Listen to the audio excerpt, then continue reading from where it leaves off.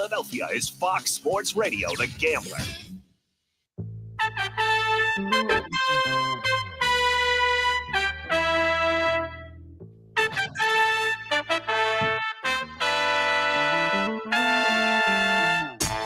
Gets it up top to Queen, dribbling left, big step down the lane, Hunter for the win, baked it in! He banked it in! He banked it in! And Maryland has won!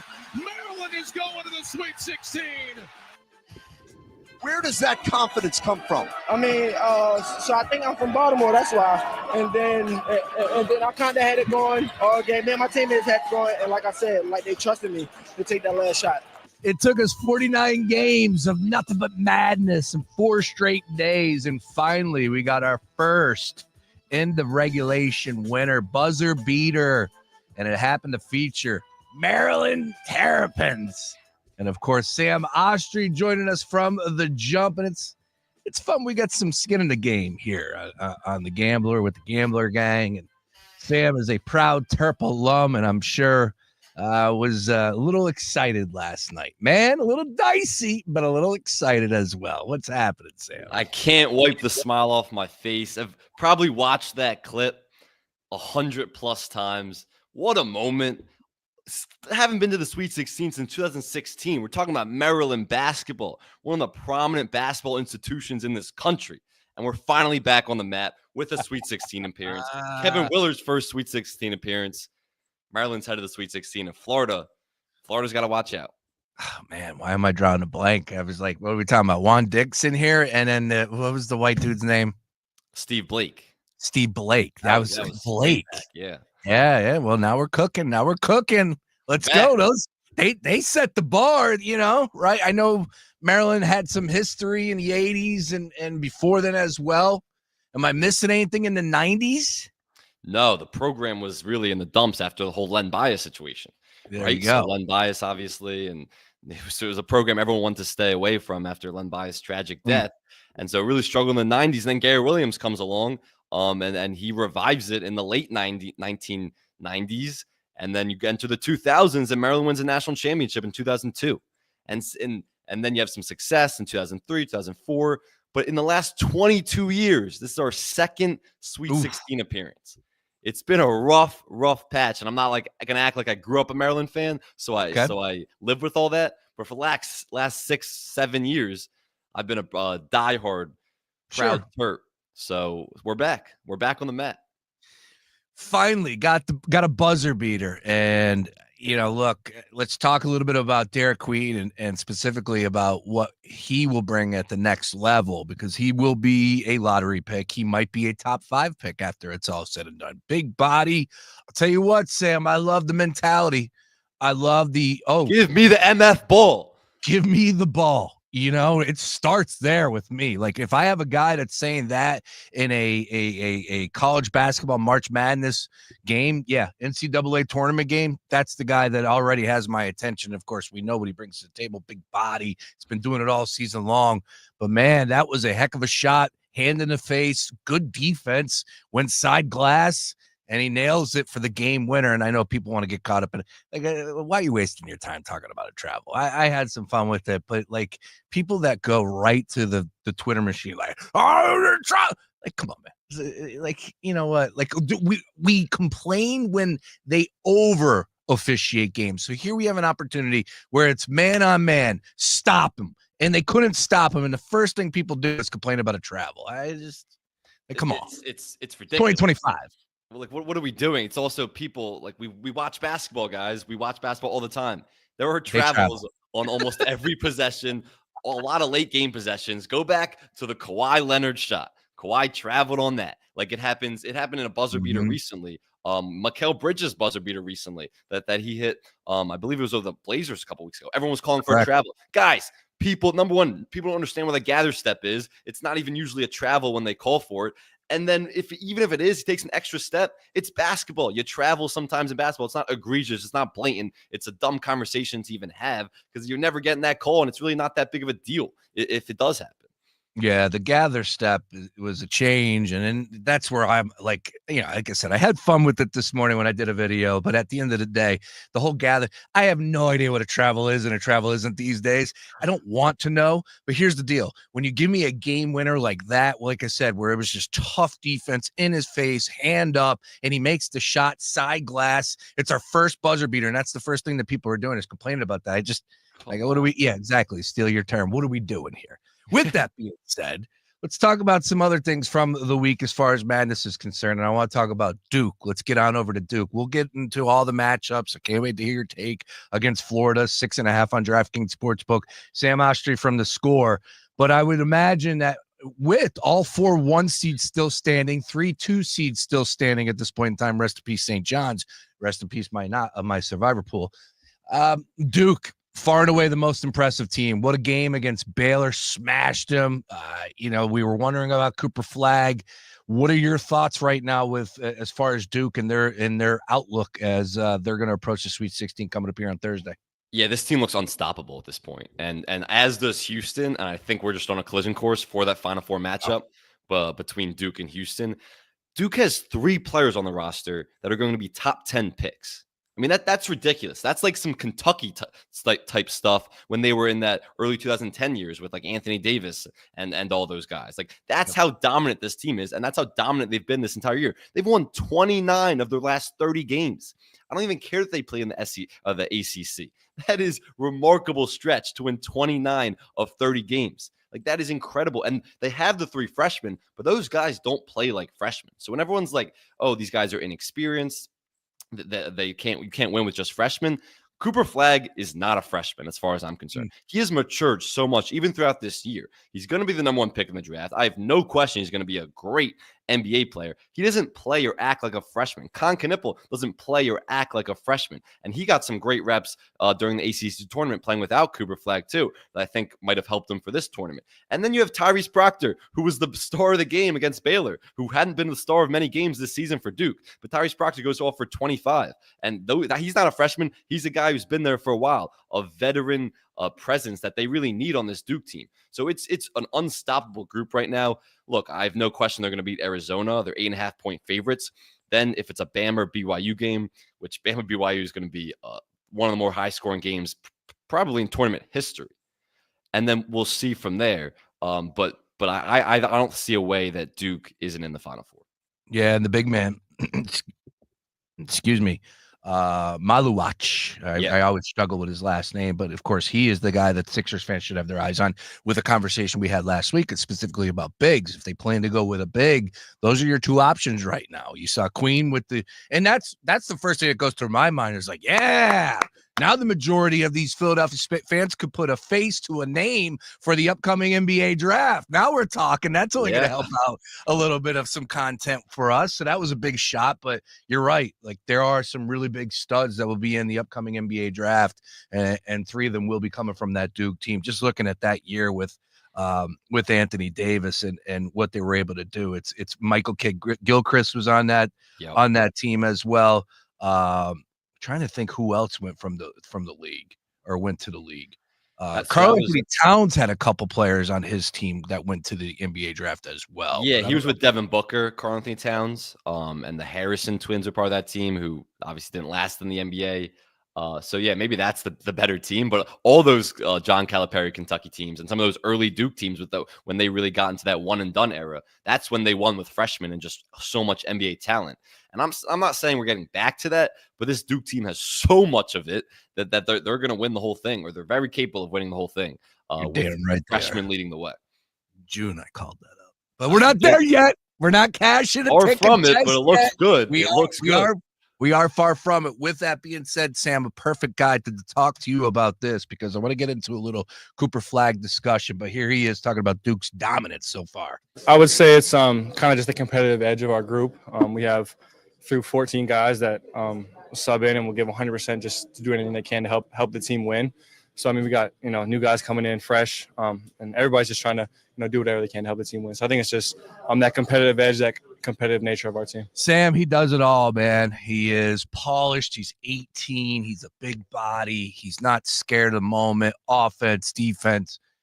I was thinking about this last night from where we're going as far as next level. And I know that it's not the time to have this discussion, but still, like, I think we could be looking at an absolute bona fide superstar, like next level superstar. And, we talk often about the NBA and who's dominant, who's at the top of the charts for the NBA right now, the international player. So here you have this guy coming out of nowhere. If he can get Duke to a national championship, now we're talking about another level to his stature, to his lore, all that. And of course, we know he's going to go number 1 overall. Now, if he goes to the Wizards, I think we have an issue, right? Like that's the problem here. Well, or do we? Is he that good that he can turn around the Washington Wizards? I do think he's that good. Where whatever franchise gets him, he's going to have that type of seismic impact. And I will say, Wizards kind of fun to watch recently. They have some young guys. They have in the they NBA. have some young guys that are worth building around. Look, it all hinges they on games this weekend. Was that league still going on? I didn't know. I didn't know if they gave him the week off. There you go. That's an answer. They should give him this last week off. That's how you do it. Get them motivated and then say, hey, this is what you get. You get this 1 week off in March. We'll bring you back after the first round of the tournament. I wouldn't mind it because it's been a brutal stretch. And part of that contributes to a lot of these superstars have been out. Like Curry's injured, obviously. LeBron was out for a while. Luka missed a bunch of games. Jalen Brunson, Jamal Murray, Jokic. So that's what's contributed to it. A lot of the best players in the league are sitting. Let's get back to Cooper Flagg, though. He can turn the Wizards. He can turn the Wizards around. Number one, I think the Wizards are trending in a decent direction with new management and everything. He's that generational of a prospect, and these guys don't come around that often. People kind of expect that they do at this point because you have Wemby a couple years ago, and now you have Cooper Flagg, 2 guys who are surefire going to be all NBA players in their careers as long as health doesn't get in the way. Cooper Flagg is that good where he will change the entire trajectory of a franchise, whoever lands him. Like you will throw us the biggest, whatever franchise lands him on lottery night, gets that number 1 pick, you are throwing a seismic party. You remember the Pelicans when they had a very little chance of getting Zion, and they went nuts when they got the number 1 pick. This guy is 100 times Zion, and a big reason why is because when you're drafting someone, you're not drafting just a player, you're drafting a person. And by all accounts, Cooper Flagg's attitude, work ethic, the family he comes from, all of it sets up for one of the more successful players in league history that we could be looking at. And it's the same thing with Wemby. Like Wemby is a guy that people make fun of him for it, but he's a guy that is very locked in. He reads to himself to sleep at night. He's going to bed at 7 or 8 p.m. He's a guy that's locked in all ball. And when you have someone like that, they're probably going to be pretty successful because it's an attitude. It's a mindset thing. Cooper Flagg has that. Like, forget all the intangibles on the court and how great of a basketball player he is and on both ends and how he impacts the game. He is so locked in as a basketball player and working on his craft. I have no question this guy is going to be a top 10 player in the league at some point. I agree. And oh, by the way, last night I went to Target over here in Conshohocken and I saw a kid running around in a Wemby t-shirt. How about that? Wemby t-shirt. Yeah, you don't see those often. You don't see a lot of guys wearing international. That's the reach. That's the reach. Well, look, if you're a supporter of a top 5 player right now in the league, he's got to be an international. Yeah. Bring on Cooper Flagg. I can't wait to see what he looks like at the next level. We got some time.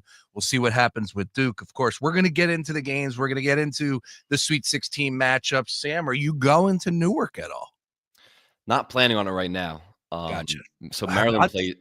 Yeah, Maryland's not in that region, so that stinks for you. But I'll tell you, for the people out there that are wondering maybe or like hesitant, don't think twice. Get out there, go to those games, whether it's Saturday or whatever. I don't know what days they are at Newark, but whether it's the 2 on Thursday or Friday or 1 over the weekend, I'm telling you right now. Are you going? No, unfortunately, my wife is out of town, so I am stuck being daddy daycare this weekend. Great timing. But at the same time, look, if people can get out there, it'd be great. Yeah, I actually might look into it, but if it conflicts with Maryland, only if it's Thursday, Saturday conflicts with Maryland, then I'm not doing it. They will be in Philly next year, 2026. Yep. So something to keep our eyes on there. All right, let's keep it going as far as things that we are taking with us from the weekend, all things madness. Let's talk about Cal versus Pitino. I'm surprised that St. John's came up short. they dominated on the boards. They out-rebounded them by like 8 on the offensive glass. Like, so many things played into the hands of St. John's being the better team there. But for my money, they did not advance because they just simply could not make the easy layup. They could not make the easy shot, and they were doomed. Now, again, when you're not making your shots across the board, it's hard to score points, hard to win those games, understood. But if you had action on St. John's, you know exactly where I'm at with this, because it felt like we were cursed. Am I off on that? Was Arkansas the much better team in your eyes? I thought that was an extremely, as bad as St. John's was, I thought that was a winnable game for the Johnnies, and shame on Rick Pitino for the way he handled it. Like, dude, you got to dance with the players that got you to that point. I know he wasn't on his game, but we're talking about the Big East damn player of the year, and you got him riding the pine. I just thought that was a mistake. And for me and for all of us to call Rick the God, Rick the ruler, everything, Rick the Godfather, and then to come up small in that moment, man, pisses me off. But it is what it is. It's the madness. Calipari's pretty damn good at what he does as well. That's the Rick Pitino way, though. Like, I don't love it at all. Like, RJ Luis, I don't care. He's the Big East player of the year. He's the one that got you there. I don't care that he was 3 for 17. And the shot selections were pretty poor. You could tell that he looked uncomfortable. The confidence was draining as the game was going on, and it was ugly. That's the guy that got you there. Like, that is, you run the offense through him. And I was texting someone during that game, and I was like, all right, keep him in the game, but maybe stop running all the actions through him. But you still leave him in the game. But guess what? That's the Pitino way. That's his attitude, his mindset. That's why he's a Hall of Fame coach and why he's taken every program that he's touched to national relevance and beyond. So Pitino deserves the benefit of the doubt. But from my perspective, I would never bench my best player, no matter how much he's struggling. But he did. He was 3 for 17, and he's a big reason why they lost. But another big reason why they lost was why everyone thought they were going to lose at some point, which was they couldn't make threes. They shot 9% from 3. And that wasn't like an uncharacteristic performance. They were shooting less than 30% from 3 all season. So that was the thing. It's like, all right, this team can't shoot. When you get into a do or die tournament situation and you're not making threes, is your defense really going to carry you? And it was for most of the season, where they could rely on their defense. It didn't work against Arkansas. Arkansas obviously scored 75 points. And I was waiting for those under 8 timeouts and under 4 timeouts. That's when St. John's is locked in defensively all year. They turn on another gear. They shut off the other team's water. And you're going, all right, when we get to those points, it doesn't really matter if they can't shoot, because they're just going to get stops after stops, and the defense will lead to offense. That didn't happen. Their defense struggled down the stretch. Arkansas, especially on the dribble drive, Arkansas was getting a lot of looks that I didn't expect them to get against St. John's. So that's what happens when you can't shoot and your defense isn't what you want it to be. You're going to lose basketball games. And it was a predictable, not upset in that round necessarily, but a predictable exit for St. John's in the sense that they just couldn't make shots. No, you're right. You're right about that when it came to the 3-point misses. And it just was so frustrating because I felt like my big takeaway was going into that game, you had the amount of everything you had to give, going up against Kansas from Arkansas's perspective. That was a tough game. That was a really tough game, back and forth. So I thought that they expended a lot of energy there. And then to go up against that beast, that defensive beast, which, oh, by the way, they're going to out-rebound you. They're a phenomenal offensive rebounding team. Look at the numbers, I think top 10. And they did that, and yet they still could not hit the easy shots, point blank layups, and just layup after layup after layup missing. It's just so frustrating. But look, man, that's the difference as far as winning and advancing to another weekend, and then, of course, going home. And it was a hell of a year for St. John's. I think they got something to build on. And Ricky Pitino is a pretty damn good coach at the end of the day. But it was just frustrating to lose it the way it did. And by the way, had a lot of action on St. John. And credit to Calipari. Yeah, I wish we texted before, because I literally 15 minutes before tip-off, I had St. John's written down on both of my survivor pools. And at 15 minutes before, I was like, I just have a bad feeling about this St. John's game. I'm switching this to Tennessee. And I was really lucky I did. But look, credit to Calipari. Started 0-5 in the SEC this year. A lot of teams didn't even think they were going to make the tournament at some points. And of course, a really difficult SEC. You lose Boogie Flan for most of the year, and they're actually better without him. But then he comes back for the tournament. And credit to Calipari. He's made a Sweet 16 where he couldn't even make a Sweet 16 the last 5 or so years with Kentucky. And that was first year in Arkansas. He's in the Sweet 16. Kentucky's in the Sweet 16. So it's a breakup where both sides actually won. Yeah, you think Kentucky, Pope, and those guys down there in Kentucky had any other opportunity or anything on their mind other than winning that game yesterday, and it would not have been acceptable, and that would not have been fun for Cal to advance to the next week, and then Kentucky get eliminated. Speaking of the SEC, 14 teams went in. We're now down to seven SEC teams. Now, as far as the SEC teams we sit here right now, where do you stand as far as with the discussion heading in? We should have been a little bit more pro on the SEC as a whole advancing. We should have had, what it might have been in your best case for you to win, to have the SEC teams advancing. For the most part, I think we did have the top of the rotation, the top of that conference advancing. But where do you stand on that conversation? Maybe some people undervalued the SEC. Yeah, I did. I was one of those people. I was team for fading SEC, because I thought that there's a real thing to cannibalization in conference play. And like, you really eat each other up when you play so hard night in and night out, these challenging matchups where it wasn't going to affect the top teams like Florida or Auburn. I didn't think necessarily those teams were going to bow out early, but the teams in the middle of the pack, like maybe the Ole Misses and teams like that, I thought that was going to affect more of those teams, where it's going to be like, all right, we put such a challenging non-conference schedule. Now we're going into we had such a challenging non-conference or conference tournament. Now we're going into the NCAA tournament, and it was gonna be difficult to kind of keep up, I guess, in a sense, because I really am for you wear each other down throughout the season. We've seen it in the past with the Big 12 a couple years ago when that conference had a ton of teams in and barely any of them went. Big 10 in 2021. A few years back, they had like a 10 or 11 teams in, or excuse me, 9 or 10 teams in, and only 2 of them or 1 of them made the Sweet 16. So we've seen it before. The SEC really just was that dominant this year, where 7 teams making the Sweet 16, half of the teams that got in making it is pretty impressive. And there's some teams like the Ole Misses that I had bowing out early. I thought Kentucky or Tennessee, they had favorable matchups, but I thought either of those 2 teams could have bowed out early and been prone to an upset. But look, pretty much all the top teams in the SEC advanced, and now we have it set up where a team from the SEC is probably going to win this whole thing. Yeah, you're right about that. All right, next one up for us here, Sam, and then we'll hit the games. We'll hit the card on DraftKings Sportsbook and hit all 8 numbers. But I'm curious where you stand on who is more impressive and who do you have your eye on to potentially make a little bit more of a run, maybe 1 more win, maybe 2 more wins. Who knows? Out of Ole Miss or Purdue, because Purdue and what they were able to do with that win over McNeese, that was pretty impressive. Of course, everybody had them losing the High Point.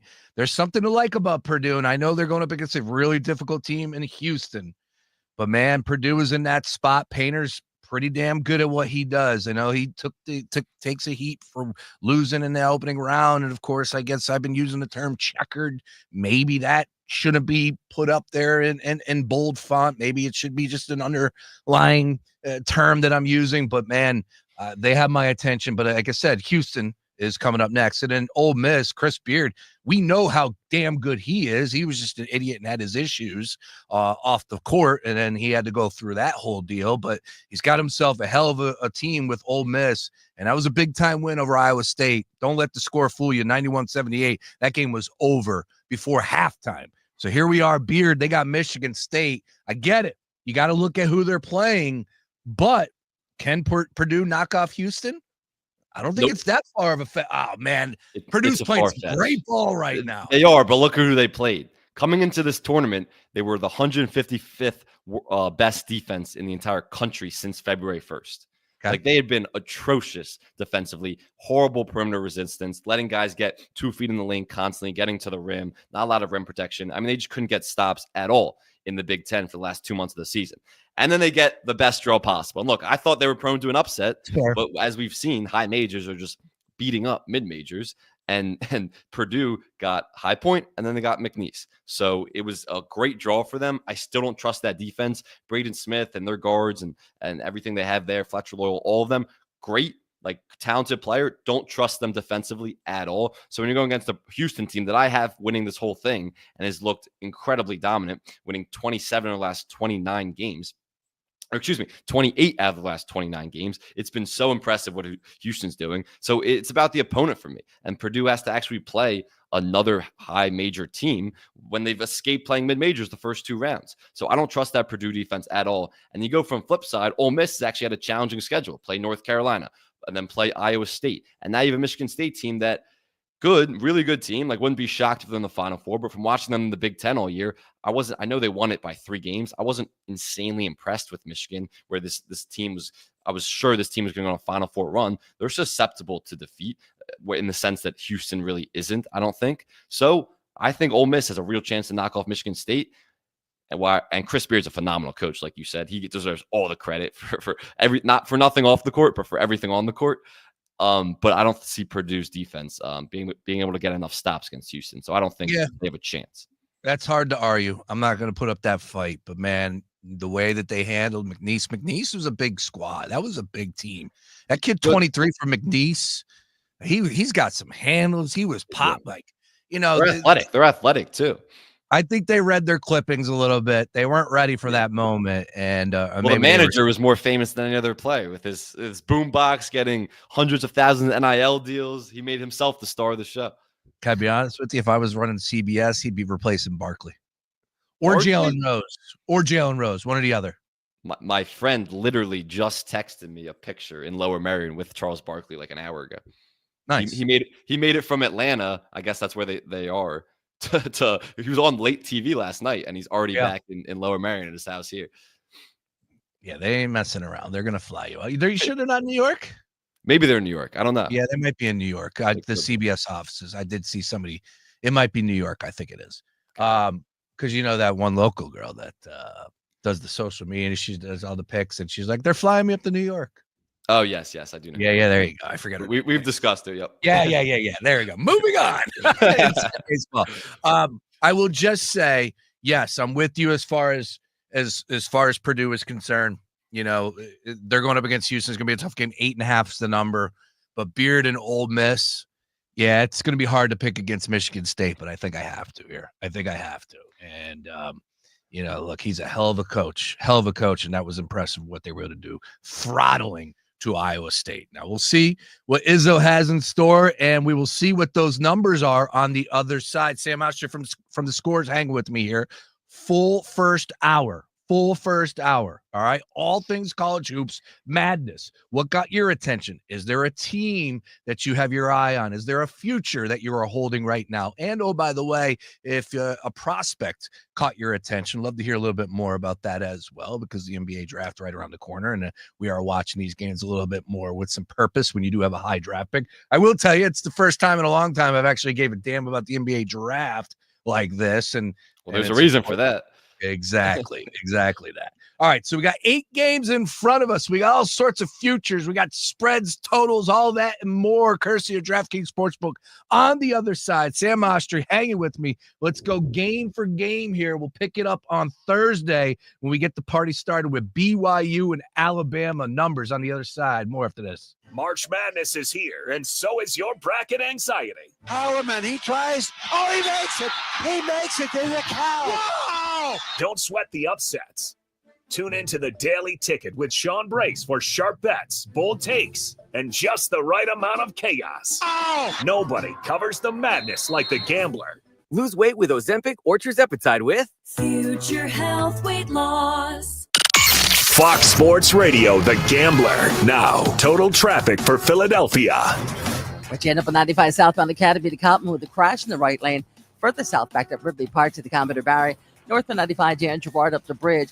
Westbound Schuylkill bumper to bumper, University to Vine and Boulevard to Belmont. Eastbound so Montgomery Drive to South. To tell total traffic. This report is sponsored by Bank of America. What if your business could see beyond what is and into what can be? Whether you're a local shop or global enterprise, Bank of America gives you access to a range of business solutions to help make every move matter. What would you like the power to do? Find out how at bankofamerica.com/banking for business. It's a classic odor tale. You've had fish for dinner, cleaned up, but the smell is still in the house. And the neighbors are coming over for game night. They're on their way. And then you spray Febreze Air Mist. Febreze Air starts working instantly to fight even your toughest odors, so you go from fish to fresh like that. Now, all you have to worry about is Pam cheating at charades. Breathe happy, Febreze, la la la la la. T-Mobile home internet is all about speed, value. What you doing, Zach? I'm rehearsing. There are so many benefits. You got to talk fast. T-Mobile home internet ranks #1 in customer satisfaction for home wireless internet by J.D. Power. Wow, you are good. Try singing it. T-Mobile has price lock. They won't raise your rate on internet. Hulu and Paramount Plus on them. Get T-Mobile home internet all in for just $55 a month with auto pay and any postpaid voice line. Additional terms apply for J.D. Power 2024 award information. Visit jdpower.com/awards. It's college basketball tournament season at BetMGM. Ready to shoot your shot? Lock in your picks for this year's tournament with the sportsbook born in Vegas. Plus, you can turn $10 into $150 if you win your first bet at BetMGM. Simply download the BetMGM app and sign up using the bonus code WDASAM150. Then place a $10 bet on any sport, including your favorite college basketball team in the big tournament. You'll receive $150 in bonus bets if you win. This March, get into the game with the exciting state-of-the-art live tracking technology, exclusive sportsbook selections, and so much more. Download the app today and get $150 in bonus bets if you win your first bet with bonus code WDASAM150. BetMGM and GameSense remind you to play responsibly. See BetMGM.com for terms. 21 plus only. Pennsylvania only. New customer offer. Subject to eligibility requirements. Rewards are non-withdrawable bonus bets that expire in 7 days. If you or someone you know has a gambling problem, help is available. Call 1-800-GAMBLER. Attorney Joe Cordell. Divorce forces a father to focus on what's most important, his children. In the divorce process, this comes down to 3 key concerns: physical custody, decision-making, as well as financial support. Each of these is important, and it's important that you choose a lawyer that cares as much about these issues as you do. Offices in Philadelphia, Radnor, and Allentown, Pennsylvania, and Mount Laurel, New Jersey. Joseph Cordell, licensed in Missouri and Illinois only. Michelle Ferrari, licensed in New Jersey and Pennsylvania. Online at CordellCordell.com. The new iHeart app. This is the one app you need. Love my presets. The preset feature is dynamite. Love it. And I've been telling all my friends about it. They're on the app. Get in on what everyone's talking about and get the new and improved free iHeartRadio app today. Fresh finds and fresh savings. That's SpringFest at Lowe's. Right now, get a free Select Ego 56-volt battery when you buy a Select Ego trimmer, blower, or mower. Plus, get up to 20% off select Scott's Turf Builder grass seed. Shop these spring deals and more for all your lawn care needs. Lowe's, we help, you save. Valid to 4/2. Selection varies by location. While supplies last. Discount taken at time of purchase. Excludes Alaska. Oh, no, not again, Moose. That's my 3rd premium ball in the water today. So just grab another one, Harry. Yeah, easy for you to say. These balls are expensive. Not mine. I get all my balls from buymyballs.com. That's balls with a Z. Top quality, recycled premium brands for a fraction of the price. Wait a second, Moose. So you're playing premium balls and not freaking out when you lose one? Yeah, you got it. Hurry up. You're holding everybody up. Yep, I'm ordering from buymyballs.com right now. Buy premium golf balls without the premium price. Buymyballs.com. Hey, man, you all right? Need me to call 911? No, call Top Dog Law. Get top dollar for your accident at topdoglaw.com. Once again, that's topdoglaw.com.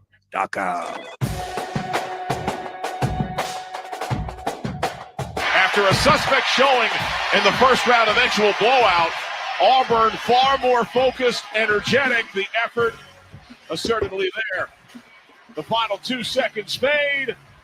Zeros on the clock. The Tigers triumph for the first time in 6 years. Auburn is on to the Sweet 16. The #1 overall seed.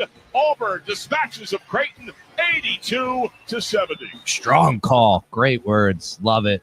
Auburn 82-70 over a pesky Creighton squad. Nice win by Auburn, overall #1 seed. They advanced to Michigan. We got some games to discuss. Let's break them all down. Sam Oshtry from The Score hanging with me. He's been working hard. Sam, what do you got? What content?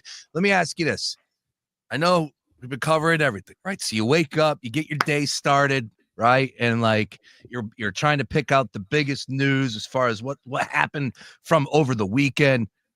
Tell me that you did cook up an article about Arizona State. hiring Molly Miller as the next women's basketball coach. Great hire. Arizona State. Shocker. I don't know. I've always said I'm a diehard Arizona State fan. So of course that's the news of the day. That's all anyone cares about. News of the week, news of the month, news of the year. Yes. So who cares about anything else? Molly we're Miller, all nice on the I was gonna say the something train. I'll just say the Arizona State train. There you go. Yeah, we'll stick to that. And great hire. Great because she's a great coach. Followed Yes. her for years as a coach, program builder, culture builder, great out of timeouts, ATOs. Phenomenal strong. coach. So great hire for Arizona State. And I've heard that's a fun town. I was gonna say, great match. Good for her. And sky's the limit for her brand. Nice work there. All right, now let's go ahead and fire up DraftKings Sportsbook because we do have 8 games on Thursday and in between Thursday and Friday to discuss here. Sam Oshtry from The Score. We're gonna break them all down for you and see if we can find a path to victory. Now, full disclosure, Sam, wasn't the best start for the tournament for me. Let's just put it that way. Thursday, Friday, out and about. I think I went 1 for 5 as far as first to 10 wagers. So I took a bath there. Did hit Ole Miss, ended up losing. What was the tough one that I had? Oh, Oklahoma catching 6.5. I thought that was a sure lock against UConn. Did not hit. Oh, well, we ride into Saturday. Saturday couldn't get anything going for me whatsoever. Sunday, I was very reluctant to hit the gas pedal, but come on, man, it's March Madness. Let's go. I open up shop with a Florida team total. That fails. But then I went on a strong run. Duke hit 3 in a row. And then ended up losing. The only one that I lost yesterday besides Florida was the Oregon game, which they were up 23-4. And not to say that I was counting my cash by no means, but I thought for sure they were going to win that game. And I'm shocked that they did not get out of there with the victory. But as far as me in this tournament, definitely not able to retire. Let's just put it that way. How are you doing? Hopefully you're having more success than me. Yeah, decent. Good first couple days. Not great last couple in the round of 32 because the favorites were just killing it. And I was on a lot of dogs. But first couple days, I feel like I read the board pretty well. McNeese money line, Arkansas money line, nice. A few other nice ones. So good first couple days, not great last 2. But my futures also did not do very well either because I had Drake Sweet 16. I actually had BYU Sweet 16, which was nice. But then I had Creighton Sweet 16 and Final Four, which I don't know why I doubled down on that, but I was all over Creighton. So yeah, I had Clemson Final Four, and that was over day one. So but I only have 2 national title tickets from way before March Madness started, and now they're going up against each other. Florida and Maryland. Nice. Which I told you both about months ago. Yeah, you did. That Florida number was really nice. Yeah, it was 16-1, I believe. And what was the Maryland number? 65-1. Dude, go and get it. Go and get it. You think they got enough to win the championship? I do. I do. Let's just say I do. It's good. Look, Florida's the test. Whoever wins that Florida-Maryland game, I'm telling you, is going to the Final Four. And then you're on the opposite side of that Houston-Duke game in the Final Four if you get there. So there's a real path to making a championship, and then anything can happen. They have a good enough starting 5. Yesterday wasn't pretty. The rebounding the ball was really ugly. I didn't like their hustle for really 36 minutes of that game until the final 4 minutes. But I think they have enough. Look, when that team is clicking defensively and they're locked in, and then offensively, they have phenomenal guards, great shooters, maybe the best front court in the country with Derek Queen and Julian Reese. So when they're clicking and rebounding the basketball, the sky's the limit, but you never know. All right. So with that being said, we do. Oh yeah, and Sean Bernard's checking in. We do have Big 10 4 teams left, Big 12 4, ACC 1, and the only other conference with a team left in the tournament, shattering the previous record for the fewest leagues represented in the Sweet 16, 7. Of course, as I said, with the SEC having 7 teams currently in the Sweet 16. So the question is, yep. Well, I do want to get to Sean's comment. Trust me. But go ahead. But the question is March Madness dead? No. That's the question everyone's asking right now. I know people are all trying to look. 2-3 weeks ago, I pitched you the idea that will we not see the Cinderella or the mid-majors have the run specifically? Yes, it all ties back into the NIL, but my theory was you are now breaking up those teams that were currently 3 to 4 years together, right? And there still are those teams that exist, but we saw a lot more of those teams now, and you're starting to see a lot of these big time programs go out there. Like we talked about Patino. Patino's like, I can't win with high school kids. No, they're going out there and getting the older players. So yes, is that going to be a detriment towards the mid majors? Sure, but at the end of the day, like, I still will look at some of those programs that are strong programs in college basketball, and they're going to have the opportunities like the Northern. Again, don't kill me if I do mention a Power 5 or a Power Conference here, but like a Northern Iowa, I still look at them as a team that can get into March and makes it. Drake, like we saw, Creighton. I know they're a major program, but these are the teams that I could still see making runs come March Madness, and I. Like, has a Cinderella besides Butler, if we're saying Butler that year was a Cinderella, how far do they normally go? They don't get to the finals. Well, you have like the VCUs, the Loyola Chicagos. Okay. You have that's teams. a Final Four. That's a Final Four. You're right, which is a nice run. It's a great run. Will we still see that? I do believe we will still see his team get to a Final Four like that, but to win a championship, no, probably not. Yeah, they don't win championships, but I do think March Madness isn't dead. That's ridiculous. No. But let's just be honest. Thursday and Friday were pretty boring days. They just were. There weren't that many good games. So I do think there's something to be said about we're sacrificing those early rounds for great late rounds. Stuckey had something from the Action Network. I thought his tweet spoke out to me more than anything, where he said, when people go nuts and say it's a great tournament, it essentially is when you have the games on an island. They're the ones that, like, if we got one game in the late night window of Thursday and Friday that was a buzzer beater, everybody's tone changes. Everybody is saying something different than, oh, that was boring. Maybe not you, maybe not like the diehards, but for the majority of the average fans that are tuning into college hoops that were complaining the loudest, I think that they're probably saying something different. We didn't get any of that. There's no doubt. We just got our first buzzer beater, 49 games in. But it's not even the buzzer beaters. It's like what makes March Madness is the Cinderella runs. It is the upsets, and it is the unpredictability. We are losing that in a sense. I don't think March Madness. We didn't get that. McNeese won. This is the first year ever that there's only 4 conferences and all the power conferences representing. There's no mid-major for the first time ever in the Sweet 16. You didn't have any of the top 4 seeds lose in the first round. Like the only top 1 or 2 seed that lost at all was St. John's, and they played Arkansas.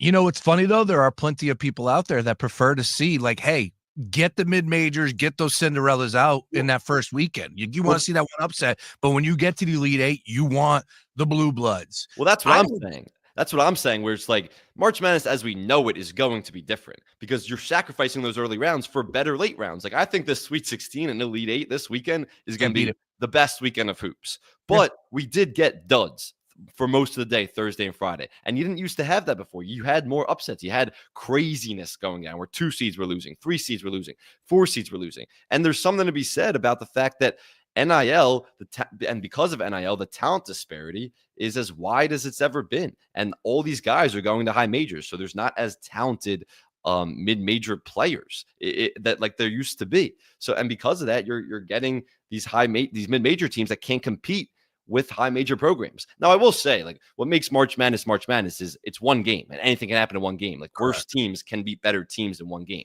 So you're not going to never see upsets and Cinderella runs again. But the talent disparity is as wide as it's ever been. There is no incentive for great players. Like, it doesn't even matter, great players. If you can get money at a high major program, there's no incentive now to stay and sacrifice hundreds of thousands of dollars at a mid-major program. So you're seeing the talent disparity as wide as it's ever been.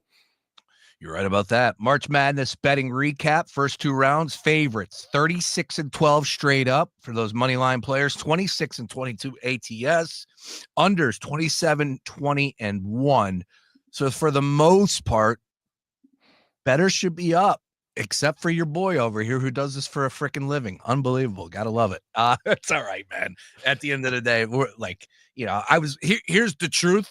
And this is them Hector boys. Once again, you got the angel, you got the devil. Oh, you should only bet on a few plays. Don't listen to Beef. Don't listen to McClay. And then you got Beef going, no, it's only here one time a year. You got to bet on every game. No, it's March. No, you can't do. Yeah, it's not smart.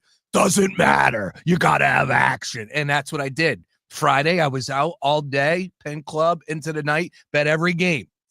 Nothing's good going to come when you wager on every game. It's just not. Pick your spots, 2, 3, the games that speak to you. Look, the one game did speak to me was the Creighton-Auburn game. Unfortunately, S hit the fan in the second half. It was feeling like it was a good play, plus 9.5. I thought that line should have been 6.5. It was 9.5 I got it at. And the next thing you know, they ended up getting blown out. Couldn't make the shots in the second half. And Auburn's a pretty good team. And so, Creighton money line was my favorite play. Creighton money line against Louisville was my favorite play of the entire first round. So I won big on that. And then I saw the Creighton line immediately, and I was like, oh my God, I think they could beat Auburn. This is a ridiculous line. And I threw on that, and that messed me up a little bit in the second round. So that's how it goes. But I was working on something about how favorites have dominated the opening weekend. If you bet on every single money line favorite in this in the first 2 rounds, you'd be up over $900. Just money line favorites. If you bet $100 on every single money line favorites, you'd be up over $900. If you bet $100 last year in the first 2 rounds on every money line favorite, you'd be up. You'd be down $200. That's how the disparity between last year and this year, and how much favorites have dominated in the first 2 rounds. Well, you know what? I placed a wager on every game Friday. Maybe I should have just taken every favorite on the money line and hit them, whatever. All right. Whatever. Long story short, we got 16 games coming up here. Let's get to them. First one out to shoot on a Thursday night, 7:00, I believe in San Francisco. Where's this game being played? BYU and Alabama. Is this the one in Newark? It's in Newark. Oh, so this is the one in Newark. Okay, Excuse me. BYU and Alabama. Alabama 4.5-point favorites. 174.5 is our total here. BYU's played well. They got everybody's attention. I think these are 2 similar style teams going head to head.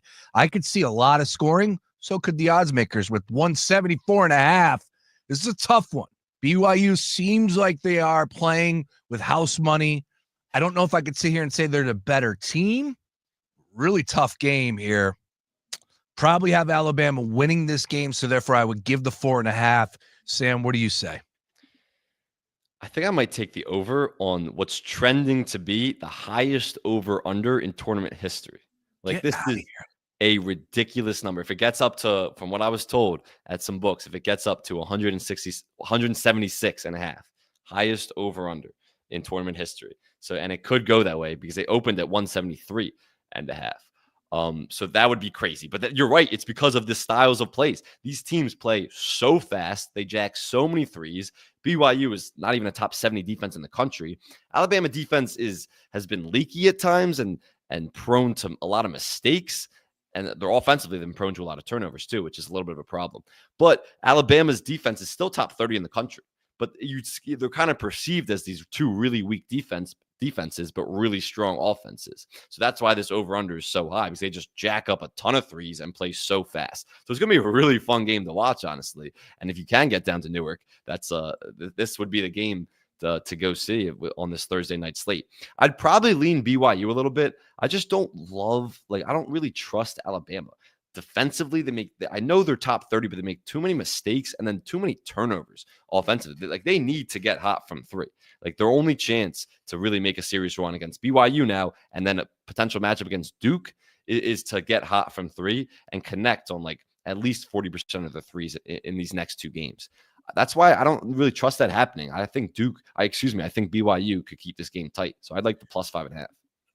Ended up edging out Wisconsin 91-89. That game got a little bit dicey there at the end. It wasn't exactly the closest ball game throughout the course of 2 halves, but still they advanced there. Of course, they took out VCU to open up 80-71 as well for BYU. And on the flip side of that, with Alabama, again, all the expectations with the SEC went up against Robert Morris. We're struggling on that Friday afternoon, 90-81, just edged them out barely in that one as 21.5-point favorites. Yes, a 9-point victory is edging them out barely. And then went up against St. Mary's and ran them out of the arena 80-76 as 5-point favorites. So right here, right now, you're going to take the over? Yeah, I would take the over right now. Like it's gonna you might as well root for points in this game because it's gonna be one of those super fun, high flying games, and you'd want to root for points. So I'm gonna take the over. BYU's got some energy. Alabama's going to be ready for battle. I know that much. It's going to be a good game. All right, first game off the shoot here. Oh, let's do this one before we bring up the Maryland and Florida game. Sean Bernard checking in and says that, excuse me, he says, Sam did not inspire my confidence in Maryland with that, quote, I do, when I asked him whether or not they could win the national championship. Because it wasn't a confident I do. It was more like, I do. It's like if you're about to marry someone, it's like, do you take this woman as your lawfully wedded wife? And you're like, well, you're not too confident about it. Like, I do. I don't know. I guess I do. Look, Florida's really good. Florida has the second best odds to win the entire thing. Like, if we beat Florida, we're going to the Final Four. I think if you're in the really arena, good. What do you want me to say? If you're even thinking about marriage the way Sam is looking at Maryland winning it all right now, please go through with it. But that's all right. I'm not planning on anytime soon. So no ideas for me. All right. So Maryland and Florida coming up. Quickly on this one, Sean Menard, though, can I get an NBA player comp for Derek Queen? I can't find anything better than Julius Randle or Yabusele. Yeah, Sean's become a Maryland hater. I think it's because I tested the basketball gods, which I'm not doing anymore because I'm not too confident against Florida. I think we could win. But he's become a little bit of a Maryland hater and thus a Derek Queen hater. And here's Derek Queen's comp. I'm not saying he's going to even be half of the player this guy is. But there's a reason his nickname is Baby Jokic. Because that is his skill set reminds me of Jokic. Yeah, I know. It's crazy, right? Because you're talking about a player who's on a trajectory to become one of the 10 best players in NBA history. And I'm not saying Jokic or Derek Queen will become that, even half of that. But their skill set is similar in the sense that brilliant passers, operate as hubs in the offense from the top of the key, can put the ball on the floor, great touch, great footwork around the rim, on the perimeter. Body. What's that? How big is he? He's a big body. He's about 6'10". He's 6'10". Yeah. He was towering over everybody in that celebration, and he was bigger than anybody in Colorado State. He's long, and look, he defensively, they kind of are susceptible to mistakes a lot of the time and are a little slow-footed, but they play this game with such a slow pace, and that's why it reminds me of Jokic. And remember, guys, like Jokic wasn't this surefire Hall of Famer when he came in the league. He didn't average 30 minutes in his first 2 seasons. He averaged 10 points his first year. He wasn't that good of a three-point shooter and definitely not a high-volume three-point shooter. So Derek Queen has to develop a shot, even though he's made 4 threes in the last 3 games, which is definitely an improvement for him. But he has to develop a better three-point shot, but he's still a threat from on the outside because of how great of a passer he is, and he can put the ball on the floor. So he has this guard-like skills as a big man, similar in the sense to Jokic, but Jokic obviously, as we know, can dominate inside in the high post, has incredible vision, as does Derek Queen. So I'm not saying he's going to be Nikola Jokic, but he has a lot of the same skill sets and tendencies. Sounds like you're saying that to me. Saying he's going to be I might be. You know what? I might be. And if he is, you should want the Sixers to draft him. Joker Jr. Speaking of Joker, there's a guy from Arkansas that has an awesome Joker tat on his forearm. I'm not big on the Joker tats or Batman tats, but like the amount of detail I saw on television, I was like, damn, look at that. All right, Who's that? Some dude from Arkansas. I forget who it was. Wears a bandana, tall, big dude down low. He's got a nice little Joker tattoo. That's actually an idea for a game next year. We roll out there were you watching what I'm watching? I'll give you some. Yeah, I'm not a tattoo guy. I don't really pay attention to it. Yeah, I don't know why it did for me. Anyways, I was fired up. All right, so next one up. Here we go. Maryland and Florida, 6.5, 154.5. Your thoughts? Yeah, I love the points with Maryland, shockingly, right? Like, I think Maryland's good enough to cover the spread. It's going to be a really close game. It's going to come down to the rebounding battle. Like Florida has an advantage with their guards. Like Walter Clayton is just unbelievable. What a clutch shot maker. And Florida was so impressive in that UConn win. Not because they played really well, just their pure resiliency. Yeah. Like to go head-to-head with a 2-time national champion, Dan Hurley is a maniac. And the whole thing with Florida coming in this tournament is Todd Golden had never won a tournament game. And to take down in a close matchup, I think a lot of people, if you said it was going to be a round tie game with 4 or so minutes left, a lot of people would be like, UConn's winning that game then. Like that, they have championship DNA. And Florida came out on top, well, of course, with Walter Clayton and their entire backcourt, just clutch shot after clutch shot. And that was really impressive from Florida. So it's going to be a tough task for Maryland. they're good enough to win. Their starting five is good enough to win. They have to make shots. They have to rebound the ball way better. They got killed on the glass against Colorado State yesterday, killed on the glass in the Big Ten tournament against Michigan. So it has to be a gang rebounding effort because Florida has good bigs, good rebounding bigs, good passing bigs. Florida is as talented as a team as any in the country right now. So it's going to be a tough game. I think Maryland can hang in there. And look, if a couple shots go their way late, they're going to be headed to the Elite Eight. All right, next one up. Let's talk about Duke and Arizona, 9.5, 152.5. Sam, the only thing that's hitting me right now is that I remember when you get these great teams, don't bet against them. UConn last 2 years, didn't they cover all those games 12 in a row, what it was on the way to the national championship? I think we're looking at that with Duke.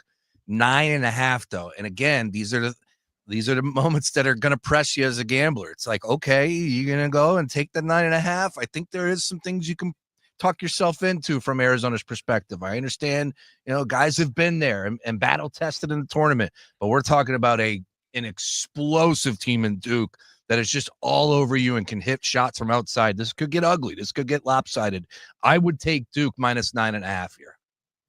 I'm with you for the exact reason. It's like, if a team's that much better, just don't second guess it. Like, I was on Creighton. We both were over Auburn. And I was like, all right, Auburn was good enough where it's like that game was tight for a while. Obviously at halftime, Creighton was right in there. But then you just see the better team pull ahead. I'm right there with you. This Duke team isn't just better than Arizona. They are so dominant. And the talent discrepancy between these two teams is so large. I've been kind of an Arizona hater all year. I'm a little surprised that they're even in this spot. I had them getting upset before the Sweet 16. So I like Duke with the points. I think they dominate, and I think Duke's first test is going to be Alabama or BYU. All right, next game up, final game here on the DraftKings card for Thursday evening. Arkansas and Texas Tech. Texas Tech is favored by 5.5. Sam Oshtry is the wrong team favored here. No, the right team's favorite. Texas Tech is really underrated. Like, they don't get the love and the attention that they deserve, but they've been so consistent and just great on both ends really all season.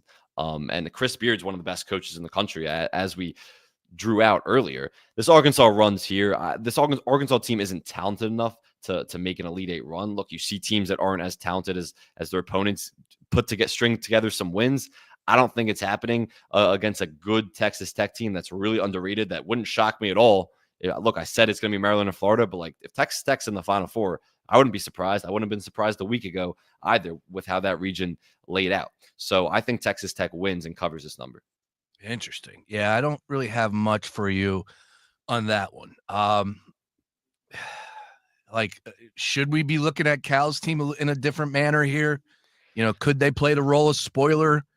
Like, should we even be talking about them in that? Like, we're talking about Coach Calipari's team as a 5.5 point underdog. Some people are saying they don't have a chance in this game.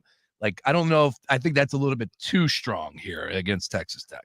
I was surprised how easily they got to the rim against St. John's. Like, I was really surprised about that. I did not expect that because obviously we know St. John's has been the best defensive team in the country all season.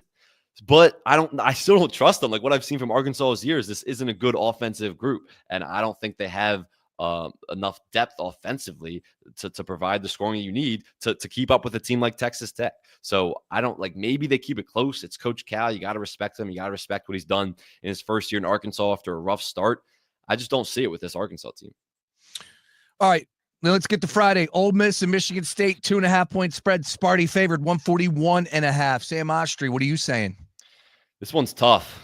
Toughest game on the card, I think.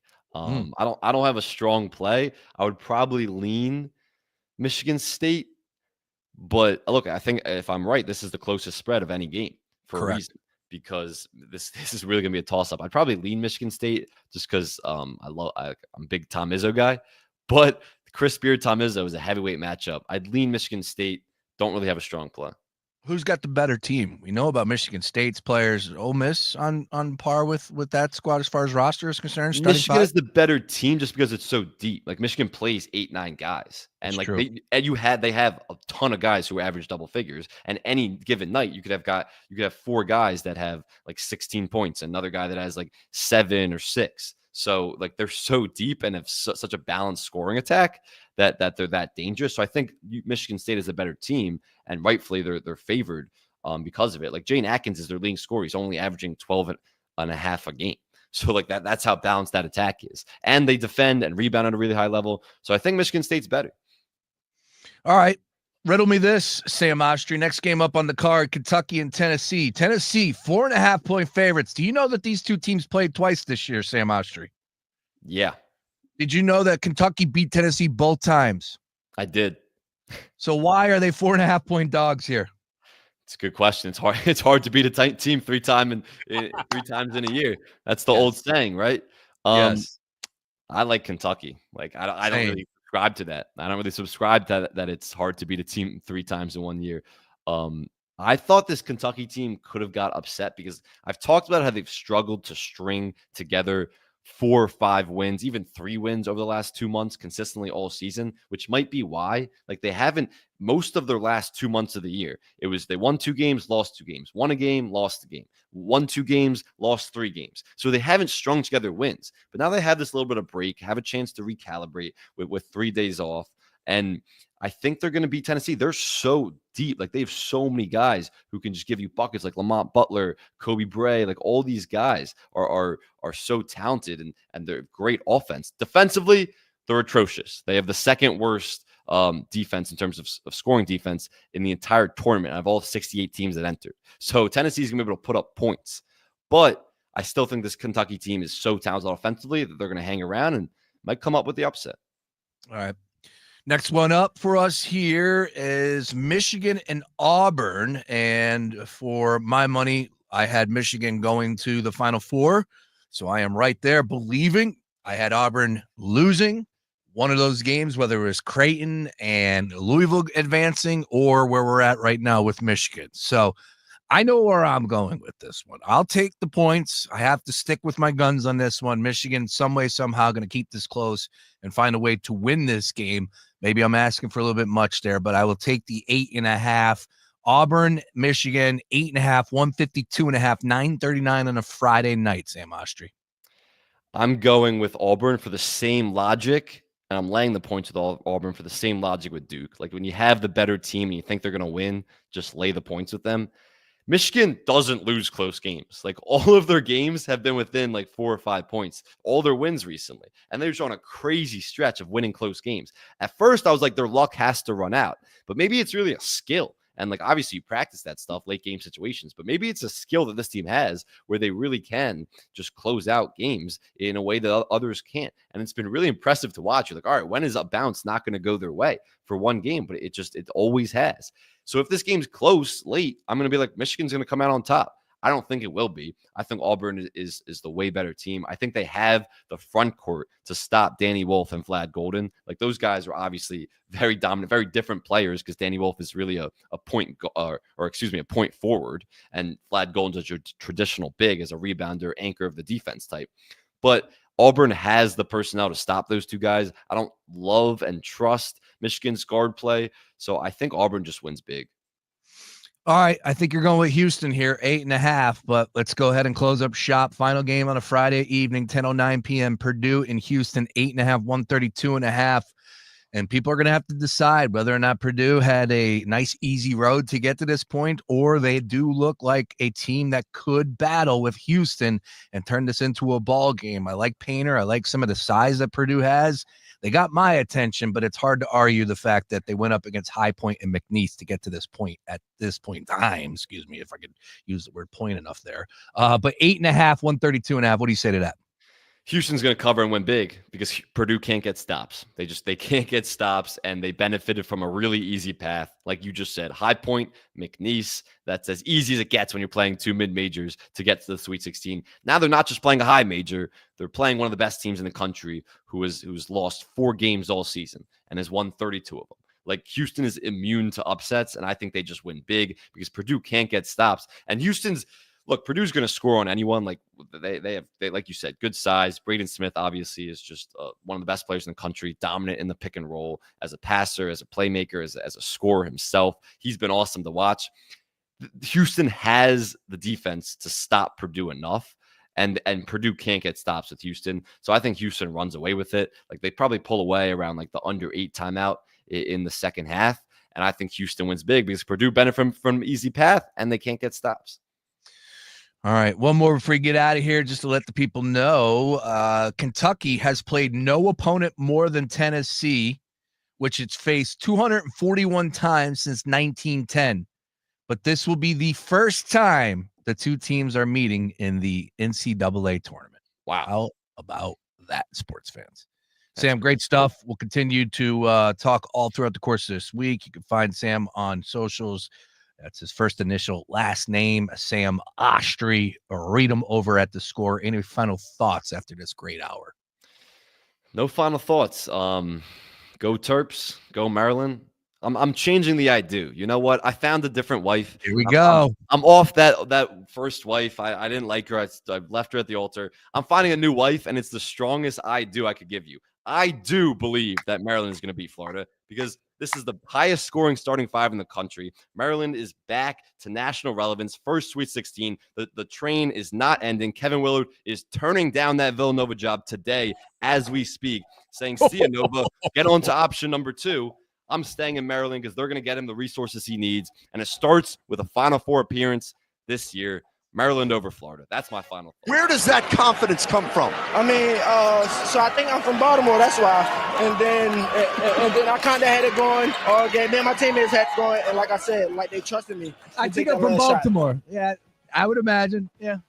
That's going to bring you some confidence. That's for damn sure. Sure is. Sam, nice work. Once again, we'll read you at The Score. Following on things socials. Appreciate it as always, sir. Yes, sir. Thanks for having me. I'll talk to you soon. My man, there he is. Once again, Sam Oshtry on the Gambler stream. All right, we're keeping it moving. Daily Ticket rolls on. We got some other odds and ends from the weekend to hit, including the PGA Tour. Man, Hovland versus JT. People were surprised JT did not get across to the finish line first place. Talk a little bit more about that. Of course, MLB, we got some news from the Phillies' perspective to get to.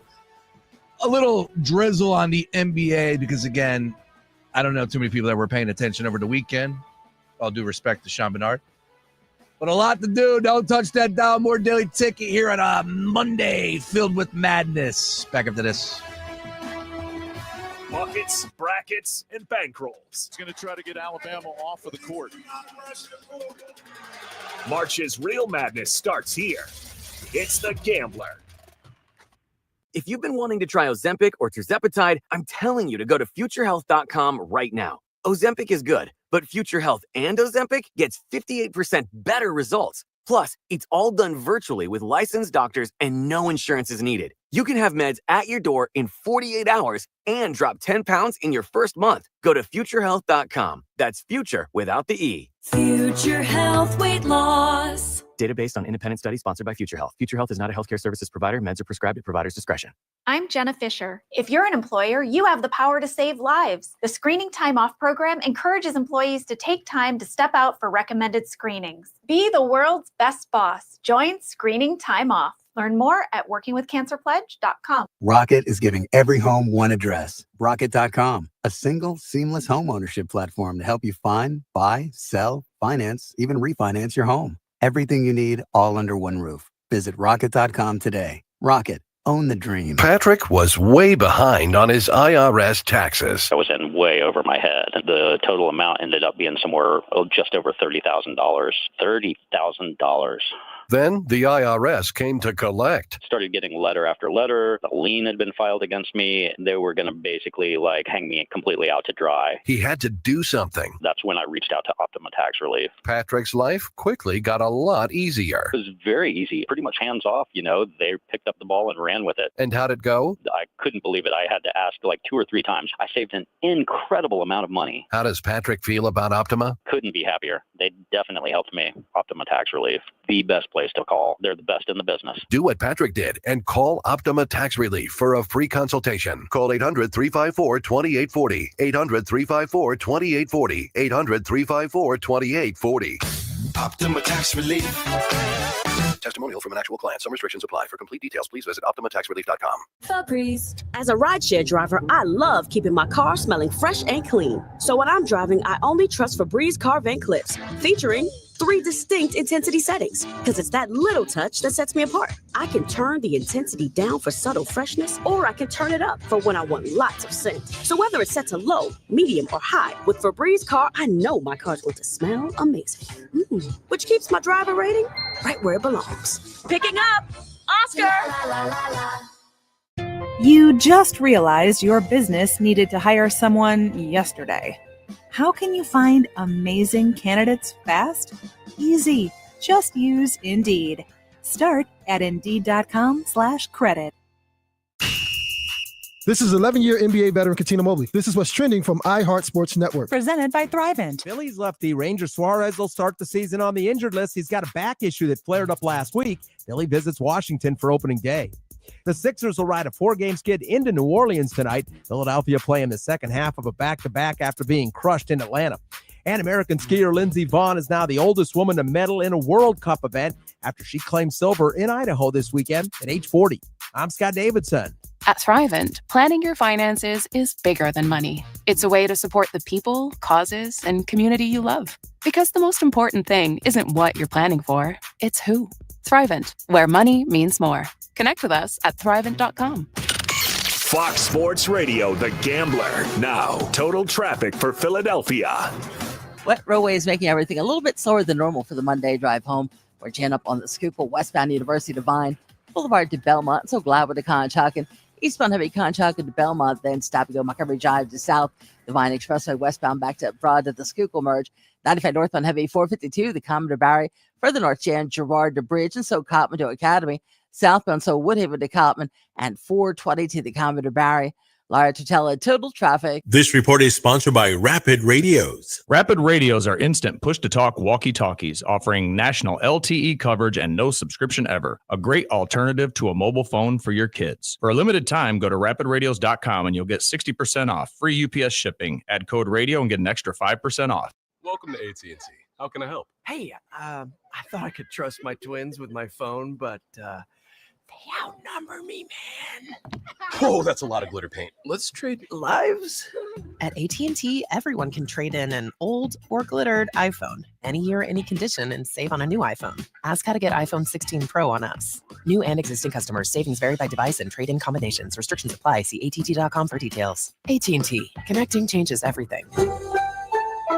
March on down to #1 Jeff D'Ambrosio Destination Downingtown for unbeatable deals. For the next 10 days, you can lease a new Jeep Wrangler, Grand Cherokee, or new Dodge Charger for only $199 per month. Now, only $199 per month for the new Jeep Wrangler, Grand Cherokee, or new Dodge Charger. Now, during Truck Month, you can get a new Ram 1500 Bighorn for only $299 per month. Credit problem? No problem. Jeff's goal is 100% credit approval. March on down to #1 Jeff D'Ambrosio for unbeatable deals. Now is the time to get a new Wrangler, Grand Cherokee, or Charger only $199 per month. Or new Ram 1500 for only $299 per month. At the fast and easy dealer, #1 Jeff D'Ambrosio Destination Downingtown. Or shop 24/7 at GoJeffAuto.com. $199 leases are for 24 months. Wrangler is with $5,995 down. Grand Cherokee is with $3,441 down. And Charger with $1,995 down. Ram Truck is 36-month lease with $6,995 down. All are 7,500 miles per year. Tax and tags additional. Includes all rebates and incentives with approved credit. It's a classic odor tale. You've had fish for dinner, cleaned up, but the smell is still in the house. And the neighbors are coming over for game night. They're on their way. And then you spray Febreze Air Mist. Febreze Air starts working instantly to fight even your toughest odors, so you go from fish to fresh like that. Now, all you have to worry about is Pam cheating at charades. Breathe happy, Febreze, la la la la la. Fresh finds and fresh savings. That's SpringFest at Lowe's.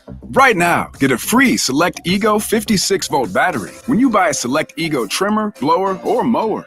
Plus, get up to 20% off Select Scott's Turf Builder grass seed. Shop these spring deals and more for all your lawn care needs. Lowe's, we help, you save. Valid through 4/2. Selection varies by location. While supplies last. Discount taken at time of purchase. Excludes Alaska. It's spring, which means it's the best time to shop for all the new looks you love at Macy's. Like bold floral midi dresses, light and airy linen suits for any occasion. Updates like must-have denim handbags that bring the whole look together, and so much more. So come into Macy's today and find a few of your favorites for spring, or maybe even more than a few.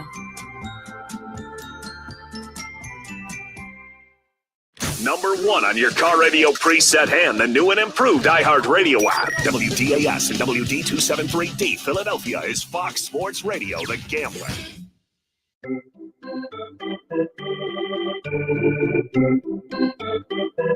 Yeah, the madness, it's on our minds, of course. But this week, it's the official start to the Major League Baseball season. Of course, we had the Tokyo series that got started with the Dodgers taking 2 games versus the Chicago Cubs. That was the official start for Major League Baseball, but we know. So, yes, with that being said, Luke Arcani will be on tomorrow's show at 3 o'clock. We're going to give you all of our official predictions. We will go through the division winners. We will go through wild card. We will talk some team totals. We'll talk some awards. Baseball is on the mind coming up tomorrow at 3 p.m. with Luke Arcani. You can read him over at Crossing Broad, and then we'll have some fun with Luke, mix it in some other odds and ends. Some news from the Phillies perspective, not exactly what I wanted to read, but at the end of the day, everybody take a deep breath. You would think we would just learn something eventually, right? As a fan base, as a city, you can't go into baseball, basketball, hockey, soccer with the 16/17 game mentality. It's not the NFL. And even for the people that say, well, you can't win a championship in April, but you could lose one, which used to be true. But take a look at what the Detroit Tigers did last year. Take a look at remember how bad the Phillies were, which are already when they fired him. So it's like, wait a minute, everybody just take a breath here. And I get it. Taijuan Walker in the starting rotation, not what you want to see, especially when he gave up 10 runs, 15 hits over his final 2 starts in the spring. Yeah, that's not good. But at the end of the day, Ranger Suarez will be back. Apparently, he is going to miss 2, maybe 3 starts, a little back tightness, long season.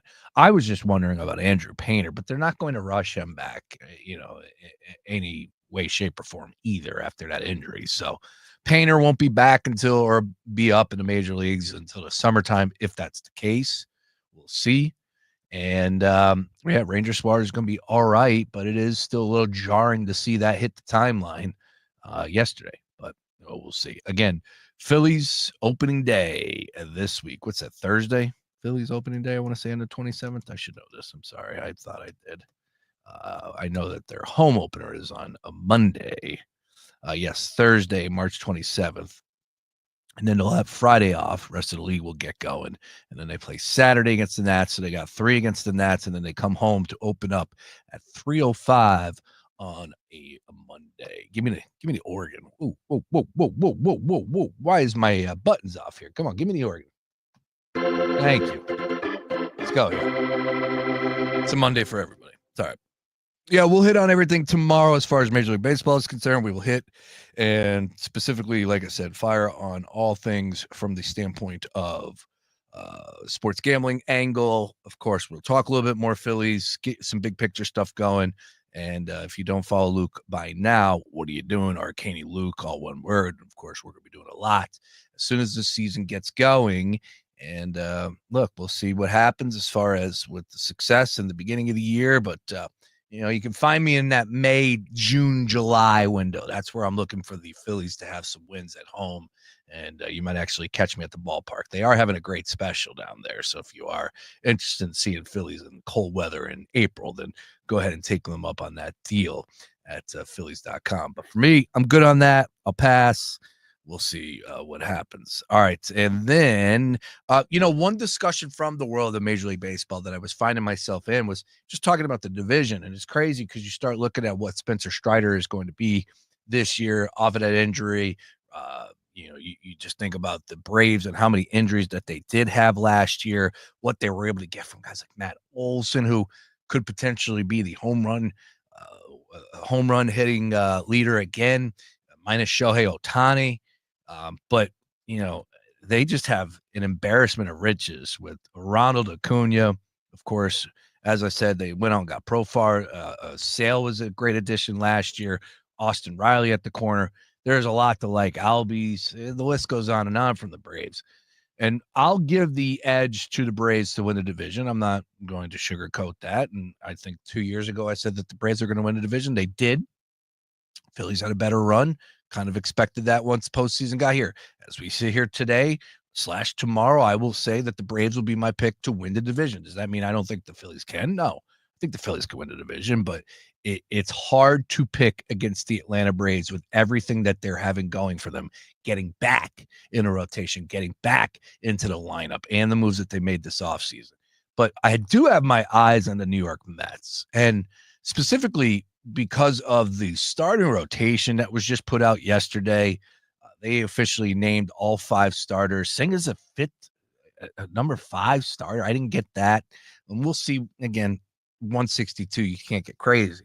But it did bring up the question of who's got the better lineup when you go head to head between the Phillies and the Mets. An everyday lineup. It's really hard for me to sit here and say that I would take the Phillies over the Mets. Mets have some like 1 through 5. Both are. It's pretty close. Either way you want. Like you could talk yourself into some Phillies having a bounce back, and Trey Turner would be the big one.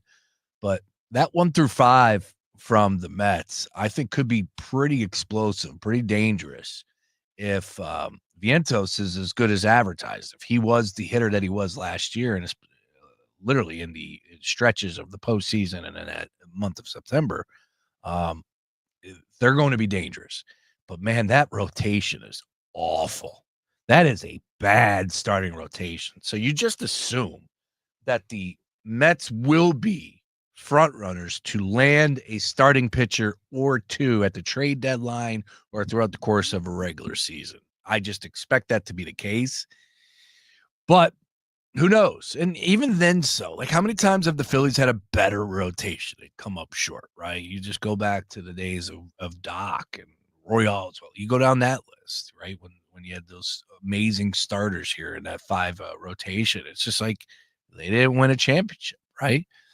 It's really tough. It's toughest team sport to win a championship in, bar none. And you got to get so many things that go right for you, especially in the crucial part of the season in September and then into the playoffs. So we'll see how it looks. But at this point in time, I want to give credit where credit is due. That's a decent, pretty good 1 through 5 and a decent lineup from the Mets perspective, where the Phils, the expectations are there. Will they live up to the hype? Will they be as good as they were last year, 1 through 5? We'll see. We'll see.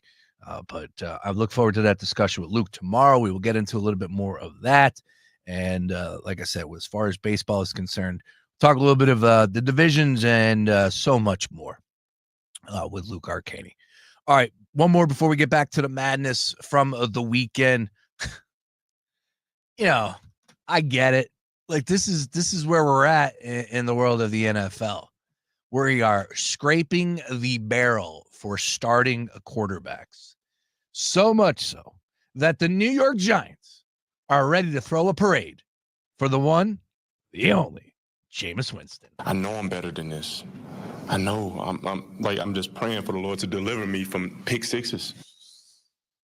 So Jameis Winston signs with the New York Giants, and look, it's one way to look at this as a Giants fan, I would imagine, would be saying you finally got a competent quarterback in the quarterback room.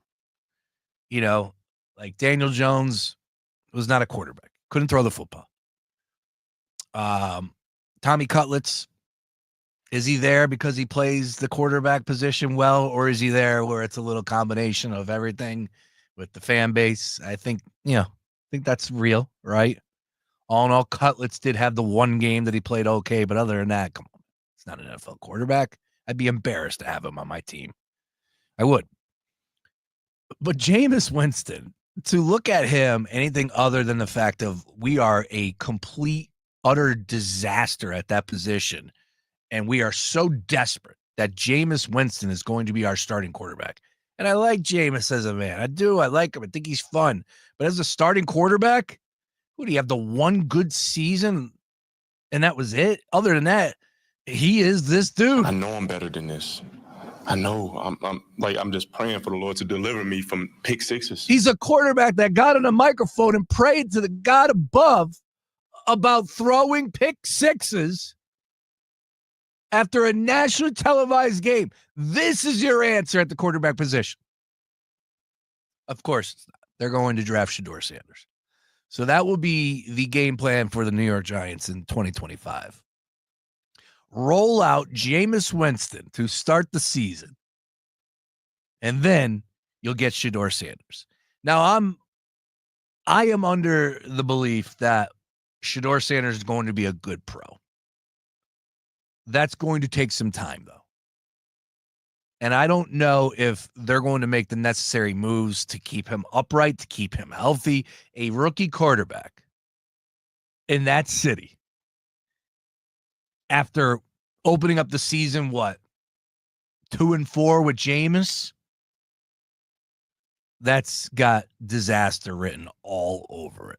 And if you're a New York Giants fan right now, there's nothing worse than when you're already in the offseason going, yeah, it's not about next year. There's just nothing worse as a fan of any team when your team has zero realistic shot at winning anything of significance in the upcoming year. And that's what the New York Giants are staring at with the addition of Jameis over the weekend and the drafting of Shedeur Sanders.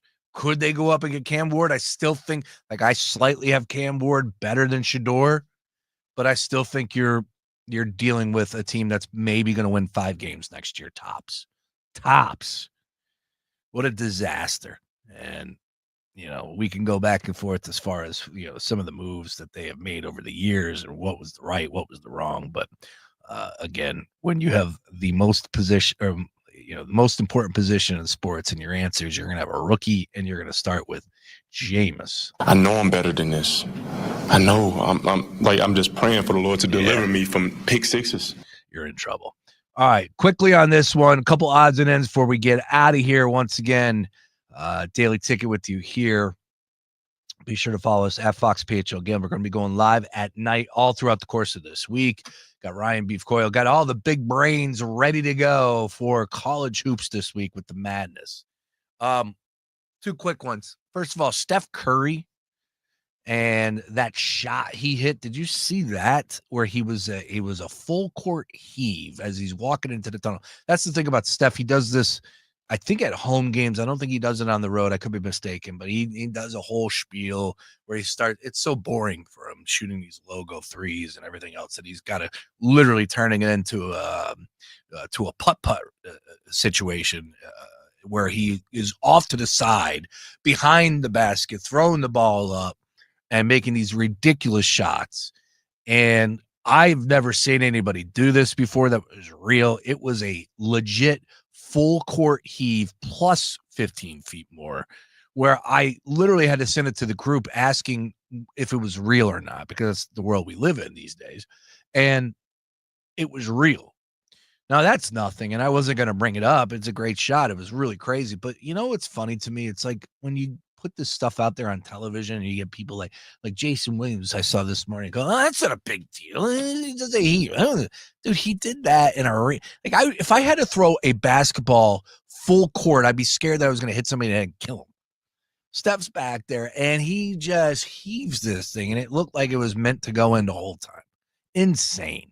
And for Jason Williams to be even thinking about he's like on the same level as Steph Curry. I know Jason Williams could shoot. That's fine. But come on, dude, just give it up. I just was laughing about that.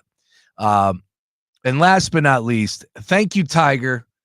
We appreciate you coming out on Instagram and keeping us up to date on what you have going on in your private life and who you're dating. Nobody cared. Nobody wanted it. Nobody gives a damn about what you're doing in your private life. I just, maybe they did back in the day, no doubt about it. Even then, even when Tiger Woods got popped and his first wife smacked him over the head with a pitching wedge and he drove the car into the tree, even then, there wasn't one person that I didn't like. It was strictly about Tiger Woods on the course. He was a robot. He didn't let you in on the inside. And we didn't know how big of a creep he was, and how sick he was, because he was. I mean, at the end of the day, he was. I know that we could all sit there and think, well, that's cool, but, it really wasn't, right? Renting out multiple rooms in Las Vegas and going to the Perkins to sleep with, like, these waitresses. Like, the story is just insane what Tiger went through. And here we are now where his career, or his professional career, is essentially over. It's done. And dude is entering into this arena where he's got to put a post up, an Instagram post about his love life and how he's now dating, somebody that is somewhat significant out there. And, like, dude, nobody cares. Like, all we care about is Tiger Woods and whether or not he can play golf, and that's it. Nobody cares about anything other than that. And that's the way it should be. But I think Tiger Woods wants to do other things. Let's just put it that way. So welcome to the mix, Tiger. Welcome to the mix. I did have one more here. And just as far as dumb news and notes, Kyle Neptune on the panel at CBS Sports for college hoops. How about that? So he ends up losing the gig for Villanova, gets out there on television. Nice work by his handlers. Nice work by his agent to get him that gig. And look, we wish Kyle nothing but the best. He was a good dude. Every time that I had the opportunity to speak to him, looked good on television. So if that's something that he wants to do next year, it's worked out for other coaches out there. I think he could be a pretty good voice on some broadcasts as far as college hoops are concerned. But it is intriguing from the Villanova standpoint. We talked about it on Friday, and Will Wade came out and said that Villanova is trying to buy somebody that's currently coaching in the in the tournament. We were trying to connect the dots and who it was. Could have been Willard from Maryland. Don't know, but I would assume that Villanova has their guy, and as soon as they're eliminated, he probably will be taking over for the Cats in the upcoming year. We'll see what happens, though, but I would imagine it's going to happen fast when it does. Again, that is my take. Did not hear anything from people at Villanova. They've been pretty tight-lipped about all of this, but I would assume the next head coach is still currently coaching right now in the tournament with 16 teams remaining. You do the math. We'll see who you come up with, but it is a very intriguing time in Villanova basketball history to see who they will be picking to lead the charge for the Cats next year and replacing Kyle Neptune. All right, Daily Ticket rolling on. Let's get back over to the madness. Let's talk a little bit more about some of the games that caught our attention, some of the storylines that were a little, did not get to in that first hour with Sam Oshtry. There's plenty to discuss. Again, the Danny Hurley conversation, I think, was a little out of nowhere. And if you missed it, this is a nightmare situation by a man in a position who's getting paid to be better at handling these situations. If you missed what the UConn SID did, I'm going to give it to you on the other side, and it's all a bunch of nothing. Just let it go. But some people just can't allow themselves not to be part of the story, and that's what I'm seeing here. I'll give you the details there. And again, we'll talk a little bit more about Danny Hurley, the two-time college basketball champion that people want to just be upset about because he's a little bit of a hothead. I'll take that when you're hanging some hardware. More Daily Ticket back after this. Our iHeartRadio Music Awards celebrated the music and artists you've loved listening to all year on iHeartRadio. Brought to you by Jeep. It's now streaming on Hulu for a limited time. Bad Bunny, Billie Eilish, Glorilla, Kenny Chesney, Money Long, Nelly, your host, LL Cool J, plus Lady Gaga, Mariah Carey, Gracie Abrams, and iHeartRadio's Tour of the Century Award, honoring Taylor Swift, the Eras Tour. Our 2025 iHeartRadio Music Awards. Streaming now on Hulu. Try Rita's new Skittles Ice and Skittles Pop Topping, here for a limited time. Fox Sports Radio, The Gambler. Now, total traffic for Philadelphia. Traffic getting bogged down on the wet roadways. We're jammed on 95 northbound, 452, the Commodore Barry, then further north, stop and go Vine Expressway at a bridge. South on 95, jammed up Street Road to Woodhaven, just got rid of a crash. And then heavy from Cottman to Bridge and jammed approaching Ridley Park to the Commodore Barry. Westbound Schuylkill, stop and go, University to Vine, Boulevard to Belmont. So Gladwood to Conshohocken and Blue Route to 202. Eastbound heavy at 202, Conshohocken to Belmont, then jam Montgomery Drive to South. Lara Tutela, total traffic. This report is sponsored by Rapid Radios. Rapid Radios are instant push-to-talk walkie-talkies offering national LTE coverage and no subscription ever. Perfect for instant contact with an aging parent. For a limited time, go to rapidradios.com and you'll get an extra 60% off, free UPS shipping, and add code radio for an extra 5% off. If you've been wanting to try Ozempic or tirzepatide, I'm telling you to go to futurehealth.com right now. Ozempic is good, but Future Health and Ozempic gets 58% better results. Plus, it's all done virtually with licensed doctors and no insurance is needed. You can have meds at your door in 48 hours and drop 10 pounds in your first month. Go to futurehealth.com. That's future without the E. Future Health Weight Loss. Data based on independent study sponsored by Future Health. Future Health is not a healthcare services provider. Meds are prescribed at provider's discretion. Febreze. It's a classic odor tale. You fried fish for dinner, cleaned up, but the smell is still in the house. And the neighbors are coming over for game night. They're on their way. And then you spray Febreze Air Mist. Febreze Air starts working instantly to fight even your toughest odors, so you go from fish to fresh like that. Now, all you have to worry about is Pam cheating at charades.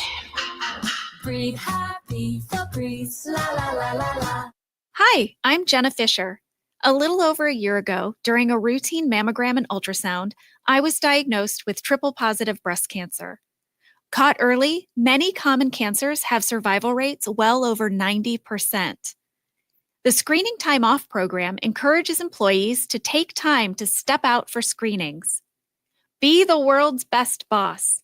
Join Screening Time Off. Learn more and sign up at workingwithcancerpledge.com. It's college basketball tournament season at BetMGM. Ready to shoot your shot? Lock in your picks for this year's tournament with the sportsbook born in Vegas. Plus, you can turn $10 into $150 if you win your first bet at BetMGM. Simply download the BetMGM app and sign up using the bonus code WDASAM150. Then place a $10 bet on any sport, including your favorite college basketball team in the big tournament. You'll receive $150 in bonus bets if you win. This March, get into the game with the exciting state-of-the-art live tracking technology, exclusive sportsbook selections, and so much more. Download the app today and get $150 in bonus bets if you win your first bet with bonus code WDASAM150. BetMGM and GameSense remind you to play responsibly. See BetMGM.com for terms. 21 plus only. Pennsylvania only. New customer offer. Subject to eligibility requirements. Rewards are non-withdrawable bonus bets that expire in 7 days. If you or someone you know has a gambling problem, help is available. Call 1-800-GAMBLER. T-Mobile home internet, it's all about speed, value. What you doing, Zach? I'm rehearsing. There are so many benefits. You got to talk fast. T-Mobile home internet ranks #1 in customer satisfaction for home wireless internet by J.D. Power. Wow, you are good. Try singing it. T-Mobile has price lock. They won't raise your rate on internet. Hulu and Paramount Plus on them. Get T-Mobile home internet all in for just $55 a month with auto pay and any postpaid voice line. Additional terms apply. For J.D. Power 2024 award information, visit jdpower.com/awards. I'm Kareem Abdul-Jabbar. I learned about atrial fibrillation the hard way. My symptoms would come and go. Shortness of breath, fatigue. I kept going. Then I got so lightheaded, I couldn't. My doctor said I have AFib, so I'm about 5 times more likely to have a stroke. Other symptoms, irregular heartbeat, heart racing, chest pain can come and go, but the risk of stroke stays. If you have symptoms, tell a doctor. Visit notimetowait.com. Sponsored by Bristol Myers Squibb and Pfizer. Hey, man, you all right? Need me to call 911? No. Call Top Dog Law. Get top dollar for your accident at topdoglaw.com. Once again, that's topdoglaw.com.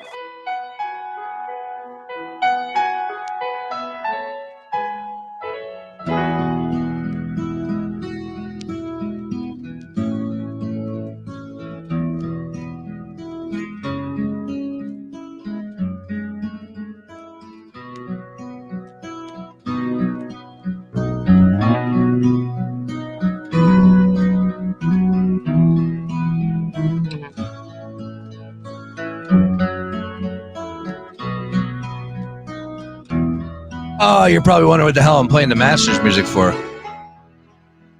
Did you catch the golf? Did you catch the golf over the weekend, kids?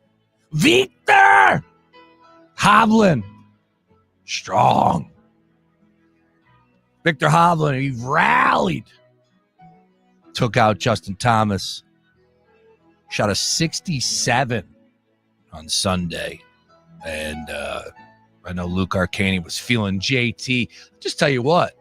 I had it on two. I had two TVs rolling. I had the Valspar Championship on a screen. It was great. Great golf yesterday. Good leaderboard, and as I said, between those two, JT's great appointment television. Now, Victor Hovland is crazy because I didn't know this. You think he's one of the better golfers in the game, but apparently he's been struggling a little bit to the point that he missed the cut the last 3 times, last 3 tournaments. Genesis miscut, Arnold Palmer miscut, Players miscut, and then he wins. And he was having some fun with it afterwards. Talking about how his golf game is still not great, or his golf swing is still not great, even though he just won. And then I believe he posted on Instagram calling it a stupid game, which is awesome. But he is one of the better golfers on tour. So number 7 for Victor Hovland on the PGA Tour. And again, Masters coming up here. We'll be doing a lot. Moose and Mays and Danielle from Swinging and Dang It. Of course, we got Luke in charge of that as well. I think we're doing the Texas Children's Houston Open this weekend, but the Masters right around the corner on April the 10th. That is the big one. Scotty Scheffler currently plus 350 on DraftKings. Rory plus 650. Xander 10-1. John Rahm 10-1. JT in there. Could he get the job done? 18-1. Brooks 22-1. Where's Victor Hovland at? Would he be a guy you should take a shot at right now? I'm sure.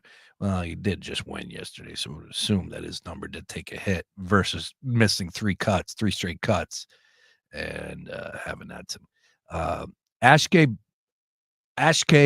Bahiti. I always murder his name. I've been watching the guy for years now. Lefty and a young gun. He is a guy that I would take a shot at.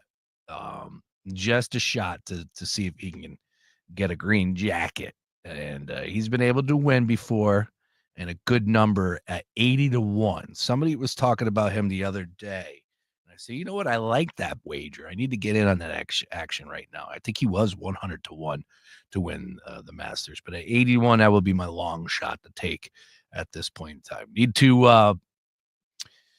Need to do a research on what them boys are doing over there on the Live Tour and see who's playing well as we roll into Augusta in 2 weeks. But at this point in time, not too much taken up in the world of golf. Texas Children's Hospital event going down this weekend. We do have some big names at the top. Scotty Scheffler is your odds-on favorite at plus 330. Rory, who just won the Players at 7-1. Aaron Rai 28-1, so a significant drop-off. JJ Spawn to win up against Rory at 31. Tony Finau, where you be now, 30-1 as well. Again, great golf on the television yesterday, so hopefully you're able to catch some of that. All right, and then putting a bow on today here. Coming up 5 o'clock, we'll run it back. Sam joined me a little earlier today. We broke down all of the games, and we will do that in the next hour as well here on The Gambler. But back over to March Madness, and one of the big takeaways this weekend for me, and it all comes back to Cooper Flagg. We know he's going to be number 1 overall. Where will he, or who will get the overall number 1 pick as far as lottery balls are concerned? Yeah, teams should be tanking on purpose. I know that they don't want to get fined. If you're seeing some of the new way of tanking now for these NBA teams is to sit their best players in the second half. Scotty Barnes for the Raptors, I want to say the other day, I saw somebody say like he didn't play in the fourth quarter at all. It was a 2-point game. Like these teams know what they're doing. The Sixers, same thing. Now it's about lottery balls. That's your number 1 goal, and that's it. Because look, at the end of this season, Cooper Flagg is sitting there, and I want to be as emphatic as Sam was talking about the significance of landing this type of player in this upcoming draft. I'm not going to sit here and say he would turn around the Washington Wizards, but maybe I should. Like if I do feel in my heart of hearts that this guy is going to be a superstar, take the NBA to another level. And I say that because we're just looking at a homegrown talent right here from the U.S. of A. We haven't had it in a little while. Top 5 players right now in the game are all international stars in the NBA. And now you get this Cooper Flagg guy who could potentially lead Duke, and albeit they have a great team, lead Duke to a national championship this year. Just think one thing after another for Cooper Flagg. He's just going to raise the lure of everything Cooper Flagg and then some. And will he end up at a team that we currently cheer for as the 76ers? Have a 9% chance of landing the overall number 1 pick? Probably not. But, man, it's fun to think there's a chance, right? I got an article in front of me from CBS Sports about top 5 destinations where Cooper Flagg would have the biggest impact on the floor. They make the case for number 2 for the 76ers. And right off the jump, the issue is, though, they say, be honest. Your instinct is to fixate on the scary contracts owed to Joel and Paul George right now, isn't it? Well, pretend they don't exist for a moment. We can't do that in real life. They do. The best thing for the Sixers would be to land Cooper Flagg, no doubt about it, but you can say that about every team in the NBA. The number 1 spot, and it would be scary, and they have worse odds than the Sixers to get the overall 1 spot, is the San Antonio Spurs. Wemby and Flagg together, that's appointment television. That's Warriors Splash Brothers. I got the NBA League Pass multiple years because of the Warriors. Now they were on TNT a ton, but that was the team, especially Steph in the beginning. San Antonio lands Cooper Flagg to pair him up with Wemby.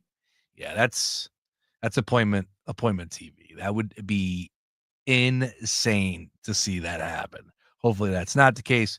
Again, as far as I like this odds. Let me real quick. I know they got them out there. The Jazz have them 14% shot. Hornets also with a 14% shot. 2% is Portland Trailblazers.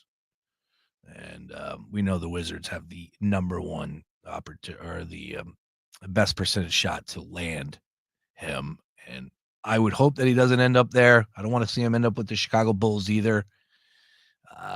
But it's going to be tough for the Sixers to get lucky and to win that type of, prize by getting lucky with the lottery balls. I just got to see it to believe it. And I'm sure as hell not believing it. But I'd love to hear more people's thoughts as far as when it comes to Cooper Flagg and everything he's bringing to the table, because there's nothing that he can't do. He's only 18. That's the biggest thing for me, is that this cat is only 18 years old, and he's having such a time out there. As far as defense is concerned, he's all over the floor. He had that injury with the ankle, was wondering what was going to happen there on Friday. He came out. You would never even known that he was hurt. You would never even thought that he was just wheeled in a wheelchair basically a week before that. Never would have imagined that was the case. So here we are. Duke's just continuing to look like that tournament team that's going to win it all. But with all 4 number 1 seeds still available, it's really tough for me to sit here and say that, oh, no, they're going to win it all. I do like Duke to win it all. But that's, look, there's a lot of really good teams left, and anything can happen when you got the bracket, right? We went over these games already. We will continue to do so in the next hour. As I said, Sam Oshtry joined me a little bit earlier. But, when you do play these games over the week, Thursday, Friday, Saturday, and Sunday, there are other winners and losers than just the results in the game. And, again, Dan Hurley is a hot topic, a hot button topic for people to get into no matter what. And I was a little bit more anti-Hurley before he won. Like the antics, I remember there was a game against Providence. It might have been the year that they won the first national championship. It might have been the year before. If I'm not mistaken, I think it might have been the year that they won. And I was just like, man, look at this guy. Like, I can't get down with him. And he's a damn good players coach, but you could tell he's got this ego and nothing's ever his fault. That was my read, 2 to 3 years ago. And then, of course, he goes back to back. And when you hang banners like that, like all these coaches are flawed in some way. Majority of these coaches have huge egos. Majority of these coaches don't want to be bothered with anything. Majority of these coaches think they have invented the game of basketball and can do it better than anybody out there. That's just hands down. There's very few people out there that are coaches at a high level that don't believe that they are the cream of the crop. And, from Hurley's perspective, I just hated every single the game just tipped and he's chewing the officials out and they let him get away with it. Like, I was always bothered by that. But the dude went out there and won 2 straight national championships. He can say whatever he wants. He can act however he wants. He backed it up and then some. He's in rare air with what he was able to do with UConn. And that was a great game against Florida. That was a great run. Great win against Oklahoma. And if you don't think, I'm sure there's not a lot of people out there that are saying this, don't get me wrong, but there are plenty of naysayers. If you don't think, not naysayers, haters, there are plenty of haters. There you go. If you don't think that UConn is going to be back in the mix to cut down the nets, be top dogs in the Big East, you're mistaken on that one. But Danny Hurley could do a little something and, quit blaming the officials, so on and so forth. With that being said, Hurley walks off the floor after losing, and Baylor was going onto the court, and Hurley said something along the lines of, "Oh, hopefully they don't do that to you." Look, he's a gas bag. He's out there. He's walking into the locker room. He's letting it rip, and a camera picks up him saying, "I hope they don't do what they just did to us, Baylor," talking about the officials. And this was picked up by a gentleman. The games are being played in Charlotte, somebody that works for Charlotte Sports Live down there. And they got a video, and they posted that video of Hurley saying exactly that. Who cares, right? You don't care. I don't care. It is what it is. They lost. He's upset. He's blaming the officials. He's blaming everyone. He gets on the microphone. He's crying. Who cares? He lost. He can say whatever he wants. So UConn has an SID by the name of Bobby Mullen. Bobby Mullen gets paid to handle tough situations. Bobby Mullen's number one job is to put out fires, not pour gasoline on them, by no means. You're an SID. That is your number one job, for you to go out there and say, you know what? Hey, look, don't say anything. Keep it moving. Put a statement out there, whatever it may be. Bobby Mullen chose to pour gasoline on this situation because he approached this guy, this guy from Charlotte, according to him and other people, and told him to remove the video. He threatened this dude who works for Charlotte Sports Live, saying, quote, he would ruin his life if the video wasn't taken down. Now, if you see a picture of Bobby Mullen from UConn, you would laugh at him saying something like that. And then, that should be enough, right? But it's not, because Mr. Mullen can't help himself. Mullen then takes to social media, which is always a great idea. Always what you need to do. And has a woe is me situation where he tweets out how there was a got you moment and a reporter took him in a time of weakness because he has derangement syndrome over Danny Hurley. Dude, it's absurd. And these people, look, Danny Hurley can act however he wants because, again, he can point to the rafters. I got two. But you, Mr. Bobby Mullen, you who's a SID, you're the one that you're the one that's put in these positions to put out these fires. PR, that's what you're supposed to specialize in. Oh, you did anything but that here. And I hope he's getting dragged pretty good too as well, because for him to come out with that tweet and, oh, by the way, he deletes the tweet, which is always great. Come on, man. This is PR 101. You're crushing it, Bobby Mullen. You're doing a great job. They should give you a raise. Unbelievable. Like, dude, less is more. Less is more. Let it go. Like, everybody, it's okay. People are calling Danny Hurley names on the timeline. Who cares? It's Twitter. It's not real world. But for what you did, now you just elevated this story to Sports Center. You got to come out and apologize. I didn't mean to tweet this and that. And it's like, dude, PR 101. What are you doing here? Anyways, maybe I need to find a new walk of life and get into that world, that arena. Because I could have handled that situation a hell of a lot better than the way he did, who gets paid to do it for UConn. All right, next up, and then you could even go into, and I'll save it because nobody cares about, but with Rick Pitino and the reporter asking him in that post game. It's like, dude, the guy asking him the question was just absurd. It's like, just ask him a point blank question instead of giving him. Don't give the coach the answer before the question. Just simply ask, why did you choose to pull your best player off the floor for the final 4 minutes? That's it. Luis Jr. did not play in the final 4 minutes. What was the reasoning behind it? Pinpoint. That's it. That's all you got to do. It's not difficult, kids. Not difficult at all. All right. What is difficult is winning games, though, and picking winners, as I struggled this weekend. But we got to roll on, man. Tournament rolls on Thursday and Friday. We got 4 games Thursday, 4 games Friday. We got to find winners. Sam Oshtry joined me a little earlier. I'll have that for you on the other side. I'll be back in studio tomorrow. Daily Ticket at 3 p.m. Luke Arcaney's going to join me. And we're going to talk all things MLB. Of course, we'll mix in some madness, get some other guests going as well from the tournament perspective. But tomorrow is a big day for us here on The Gambler because we are going to talk Major League Baseball and see if we can find some futures that will eventually cash for us come November. Actually, those awards don't cash until December. It's absurd.